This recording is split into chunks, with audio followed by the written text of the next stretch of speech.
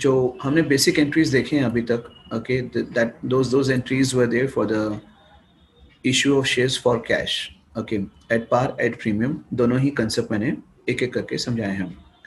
But now we need to go through, okay, the second part of the chapter. Okay, this is just a beginning, just an introductory level, correct? So we'll have discussion of the sums in detail. Okay, बहुत सारे sums हैं. Now the second topic was issue shares for consideration other than cash. मतलब we are issuing shares but we are not receiving cash against it. So it can be for purchase of asset, it can be for purchase of business as well. When you purchase an asset, okay, so asset account debited to vendor account is an entry, a very simple entry. Assets account debited to vendor. And when the shares are issued to the vendors at par ka meaning I'm sure like everybody is clear with, when the shares are issued at its face value. At premium is when the shares are issued at a price more than its face value, right? So assets account debited to vendors is the first entry when you purchase the asset, and when you issue the shares to vendors, vendors are the receivers, so vendors account debited to share capital is the entry required. And if the shares are issued at premium, so yes, vendors to share capital to SPR, right? At times like whenever the shares are issued at premium, basically this formula will be required to be calculated, that is to be applied, and the number of shares to be calculated. Number of shares will be equal to amount payable to be divided by issue price. Okay, very important part is there for business purchase. This seems to be easy for purchase of an asset, no doubt it is very easy. But when a business purchase will come, the business purchase may what will happen, the assets are taken over of a vendor company, the liabilities are taken over of a vendor company, right? When you take over the assets and liabilities, okay, so it's a business purchase, हमने का पूरा business खरीद रहे हैं, so we will have to pay some amount, and that amount to be paid to the vendor company is a purchase consideration, correct? So whenever you talk about the purchase consideration at the time of purchase of a business, right? So you can see this, actually this is a point for the calculation of goodwill and capital reserve. So this is what I was telling you, when assets and liabilities are acquired from the vendor and the purchase consideration is predetermined, right? हम लोग business purchase करते हैं, कोई भी चीज खरीदते हैं, तो we just give an offer कि इतना हम देंगे, और that way like being a purchasing company we have pre-decided कि हम ये आपका जो business purchase कर रहे हैं, तो we are going to purchase at so and so value.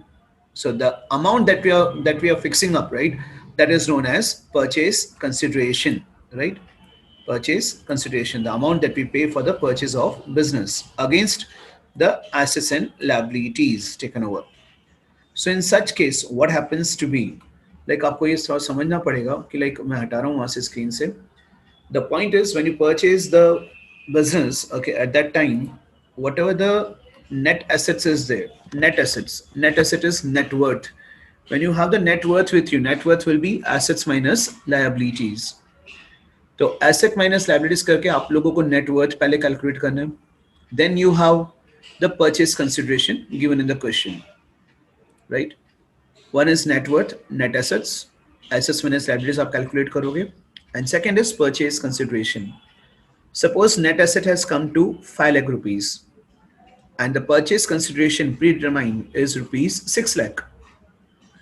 I repeat again, net asset 5 lakh, purchase consideration 6 lakh.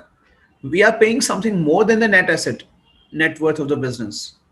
अब जो हम ज़्यादा पे कर रहे हैं, तो it is a loss, it's a capital loss, and any capital loss in the companies is to be taken for goodwill, right?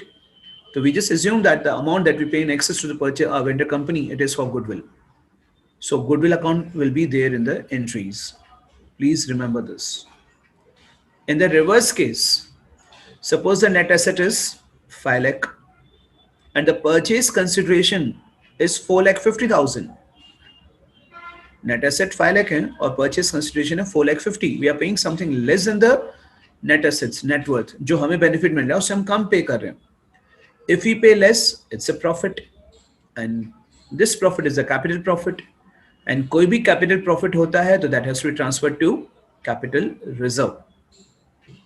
Okay, so goodwill and capital reserve will play a very important role in these type of sums. You need to ensure that the purchase consideration is given or not. अगर दिया हुआ है तो you need to calculate the goodwill or capital reserve.